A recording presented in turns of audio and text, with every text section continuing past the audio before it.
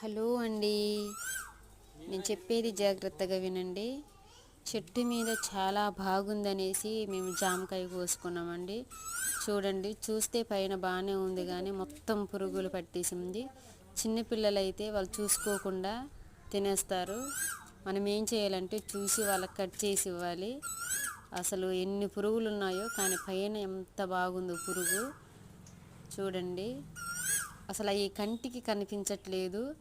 చిన్న పురుగులు ఎలా మిగులుతున్నాయో చూడండి, చూపిస్తాం మీకు.